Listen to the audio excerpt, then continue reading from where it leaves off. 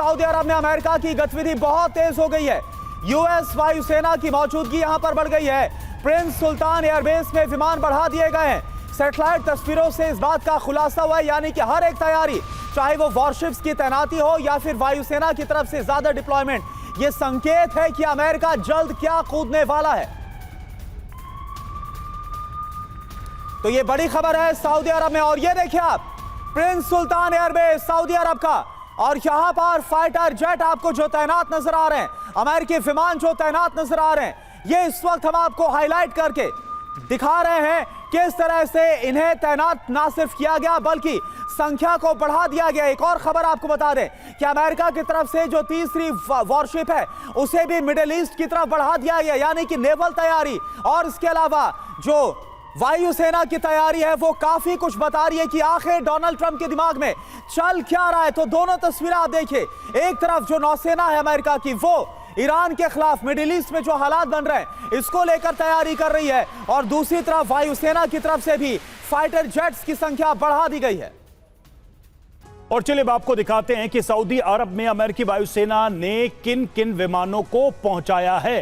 तो सऊदी अरब में ट्रंप की वायुसेना यानी अमेरिका की वायुसेना मौजूद है। संकेत क्या है, सबसे पहले ये देखिए, जगह यह है प्रिंस सुल्तान एयरबेस सऊदी अरब, जहां की तस्वीर हम आपको दिखा रहे थे। और देखिए यहां पर 53 F-16 फाइटर जेट यहां पर पार्क किए हुए हैं, जैसा कि आप देख भी पा रहे हैं, और 10 C-130 ट्रांसपोर्टर एयरक्राफ्ट भी यहां पर मौजूद हैं।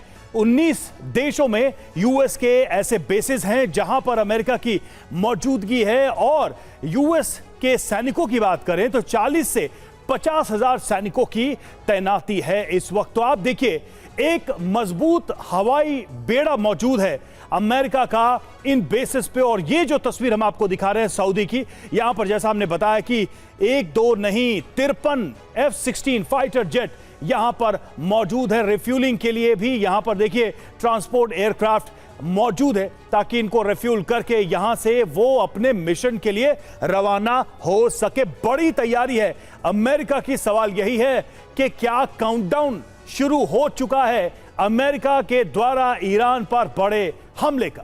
और बिल्कुल, तो क्या अमेरिका की तैयारी बतला रही है, और तैयारी कैसी? अब आपको बताते हैं कि मध्य पूर्व में, मिडिल ईस्ट में कहां पर अमेरिकी बेसिस है जहां पर तैनाती की गई। बिग वॉल का सीधा हम रुक कर रहे हैं, मैं इस तरफ आ जाता हूं। अगर यहां पर हम देखें तो इजमिर एयरबेस की बात करें, यहां पर आप देखें तुर्की की हम बात करें, यहां पर इजमिर एयरबेस, यहां पर 900 अमेरिकी सैनिक तैनात किए गए। इसके अलावा देखिए सीरिया की बात करें, यहां पर अमेरिकी सैनिक तैनात किए गए। साथ साथ कतर की बात करें, अल उदीद एयरबेस पर तैनाती की गई है। इसके अलावा बहरीन की बात करें, नौसेना सहायता केंद्र यहां पर अमेरिका की तरफ से स्टैब्लिश किया गया है। साथ साथ कुवैत की बात करें, कैंप आरिफ जान यहां पर बनाया गया है, जहां पर भारी संख्या में जो डिप्लॉयमेंट है वो। इसके अलावा प्रिंस सुल्तान एयरबेस जो सऊदी अरब में है, जिसकी तस्वीरें इस वक्त हमने आपको दिखाई है। इसके अलावा अगर हम बात करें इजराइल की, तो यहां पर साइट 512 है। इसके साथ साथ जॉर्डन की अगर हम बात करें तो यहां पर भी जो तैनाती है वो नजर आती है। इराक की बात करें, यहां पर आप पूरा नक्शा देखते जाइए, पूरे मिडिल ईस्ट में 2000 से ज्यादा बेसिस बताए जाते हैं। इराक की अगर हम बात करें, असद एयरबेस, अल हरीर एयरबेस यहां पर मौजूद है। इसके अलावा ईरान की हम बात करें तो इसके खिलाफ किस तरह से, ये देखिए, और यहां पर हम देख रहे हैं कि ईरान के खिलाफ अमेरिका ने पूरा चक्रव्यूह तैयार कर रखा है, चारों तरफ से घेराबंदी कर रखी है। यूएई की अगर हम बात करें तो अल धफरा एयरबेस यहां पर तैनाती है, बाकायदा थ्रूमेट जो एयरबेस जो कि मौजूद है ओमान में, वहां पर अमेरिकी तैनाती को यहां पर बढ़ा दिया गया है। और इस तरह से जो अमेरिका है उसने पूरी तरह से ईरान को, साथ साथ अगर हम यहां पर यमन में देखें, यमन में कौन है? हूती विद्रोही। तो हूती विद्रोही और ईरान के खिलाफ ये जो बड़ी जो स्ट्रेटेजिक रणनीतिक तौर पर, जो सामरिक तौर पर डिप्लॉयमेंट है, वो अमेरिका की साफ तौर पर समझ में आती है। और सवाल यही है कि आखिर इतनी भारी संख्या में तैनाती का मतलब क्या है? अमेरिका क्या करने वाला है?